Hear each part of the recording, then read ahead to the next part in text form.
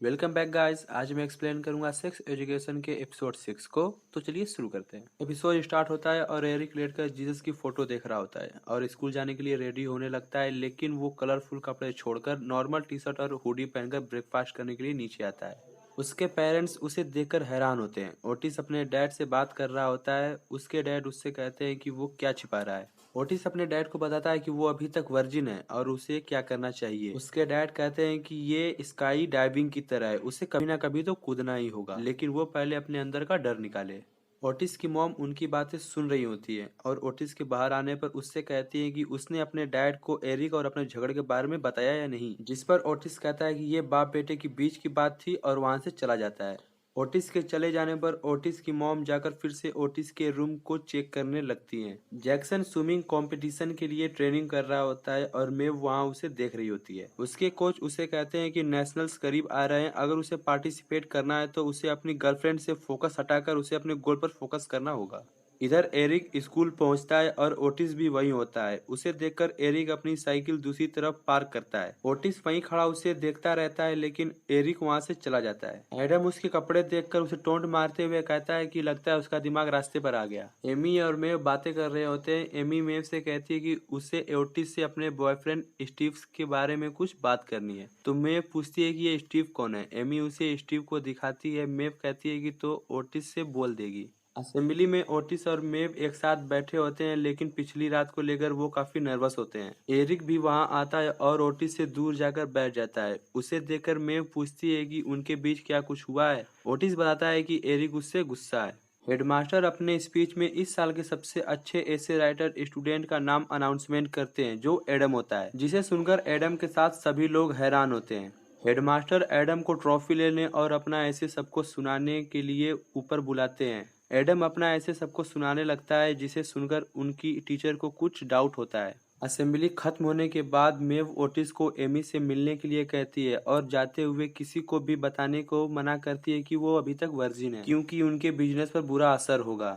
Otis को ये सुनकर बहुत अजीब लगता है। तभी उसे लिली की आवाज आती है। ओटिस उसके पास जाकर पूछता है कि क्या उसका सेक्स का ऑफर अभी भी है और वो कहीं मिल सकती है। लिली फास्टली रिप्लाई करते हुए कहती है कि आज शाम उसके घर पर। ओटिस नर्वस होते हुए ओके कहता है। इधर डोरबेल की आवाज आने पर ओटिस की मॉम अपने बाल ठीक करते हुए जाकर डोर ओपन करती है। वहाँ याकूब होता है, जिसे उन्होंने बुलाया था, और उसे ओटिस के रूम में ले जाती है। एमी ओटिस को बताती है कि उसके बॉयफ्रेंड स्टीव को लगता है कि सेक्स में वो नाटक करती है और उसे बताए कि एमी को क्या चाहिए, जिस पर ओटिस पूछता है कि क्या वो सच में नाटक करती है। तो एमी कहती है कि हाँ, वो सच में नाटक करती है और हमेशा करती है। ओटिस कहता है कि तो उसे पहले पता करना चाहिए कि उसे क्या चाहिए। अगले सीन में हमें म्यूजिक क्लास दिखता है, जिसमें ट्यून बिगड़ने की वजह से टीचर उन्हें रोक देते हैं। पीछे खड़ा एक लड़का कहता है कि ये एरिक का काम है, वही बेसुरा है।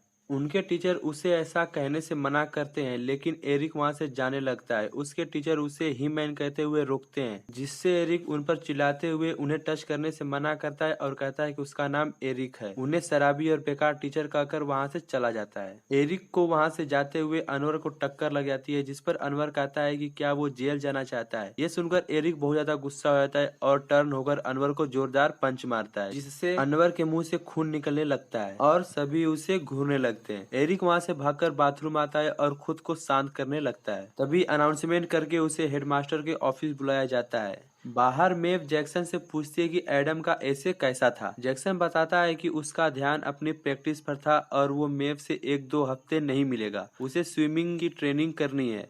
मेव उसे कहती है कोई बात नहीं, और एक लड़के को देखती है और गुस्से में आकर उसे जोर से धक्का मारने लगती है। जैक्सन मेव को रोकते हुए पूछता है कि वो कौन है। मेव उसे बताती है कि वो उसका भाई शॉन है। मेव शॉन से पूछती है कि वो इतने दिनों कहाँ था। शॉन बताता है कि कुछ प्रॉब्लम हो जाने की वजह से उसे अचानक से बाहर जाना पड़ा और उसने घर की कीज खो दी। मेव अपनी की उसे देती है और शॉन वहां से चला जाता है। जैक्सन कहता है कि मेव ने कभी अपने भाई के बारे में नहीं बताया। एरिक के डैड उसे घर लाते हैं और कहते हैं कि उसे पूरे टर्म होने के लिए डिटेंशन मिला है। आखिर उसने ऐसा क्यों किया? एरिक कहता है कि उन्होंने ही तो उसे टफ बनने को कहा है। मेव की टीचर मेव के पास आती है और उससे कहती है कि उन्हें पता है कि मेव ने ही एडम का ऐसे लिखा है। वो एक ओरिजिनल थिंकर है, उसे यूनिवर्सिटी स्कॉलरशिप के लिए अप्लाई करना चाहिए, उसका मन हो तो बताए कहकर चली जाती है। ओटिस अपने रूम में सेक्स की तैयारी कर रहा होता है, तभी लिली भी वहाँ आ जाती है। वो दोनों साथ में बैठे होते हैं। लिली ओटिस को किस करने लगती है, जिससे घबराकर ओटिस उसे रोककर कहता है कि उन्हें धीरे धीरे स्टार्ट करना चाहिए और जाकर म्यूजिक प्ले करता है। मेव अपने घर आती है जहाँ जेफरी उसे बताता है कि उसके भाई ने घर का रेंट दे दिया।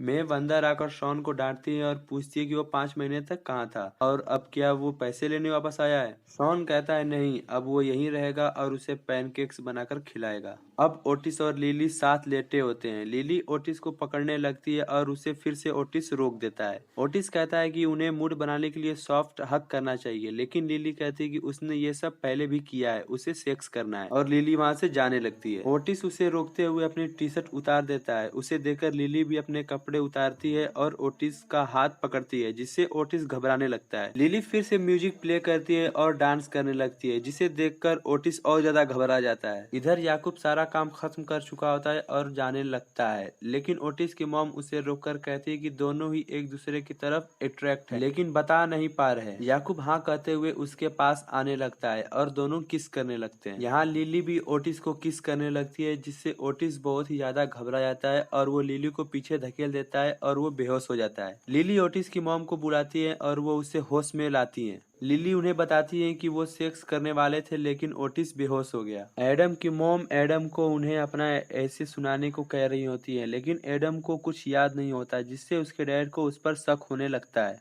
ओटिस लिली को सॉरी कहता है और कहता है कि उम्मीद है उसे कोई और मिल जाएगा। तभी वो वहाँ ओला को देख लेता है। ओला उसे चोर बुलाते हुए डोर लॉक के बारे में पूछती है, तो ओटिस उसे उसके लिए थैंक यू कहता है। ओला कहती है कि लगता है उसके डैड को उसकी मॉम पसंद है, जिस पर ओटिस कहता है कि उसकी मॉम बॉयफ्रेंड के चक्कर में नहीं पड़ती, वो तो बस मैन ईटर है। जिस पर ओला कहती है कि वो काफी फनी है, क्या वो उसके साथ घूमने चलेगा? ओटिस हाँ कहता है। ओला अपना नंबर देकर उसका जब मन हो कॉल करने को कहती है। ओटिस भी ओके कर वहां से चला जाता है। याकूब भी जाते हुए ओटिस की मॉम से फिर मिलने को कहता है, लेकिन ओटिस की मॉम पैसे देकर उसे जाने को कहती है और उसे देखते हुए दरवाजा बंद कर देती है। ओटिस की मॉम ओटिस से एरिक से बात करने को कहती है। ओटिस कहता है कि एरिक उससे बात नहीं करेगा। ओटिस की मॉम कहती है कि एरिक को पता होना चाहिए कि तुम उसकी फिक्र करते हो, और फिर से उसे कॉल करने को कहती है।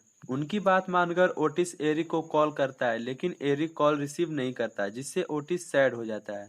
अगले दिन एरिक अनवर से सॉरी बोलता है, लेकिन अनवर कहता है कि अब तो वो खुश है ना, और उसे डिटेंशन एंजॉय करने को कहकर चला जाता है।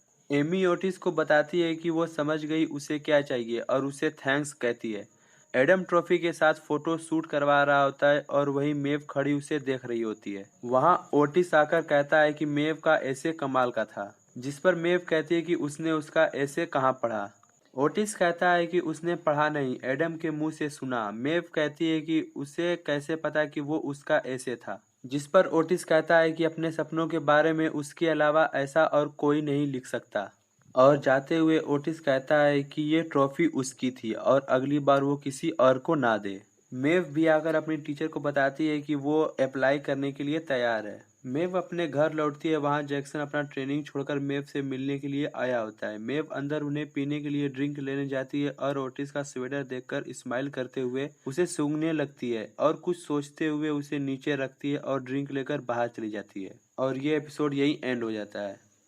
आई होप कि गाइज आपको ये वीडियो पसंद आए। वीडियो अच्छी लगी तो लाइक एंड सब्सक्राइब। मिलते हैं नेक्स्ट वीडियो में, तब तक keep smiling, be happy, be blessed. Now our journey begins.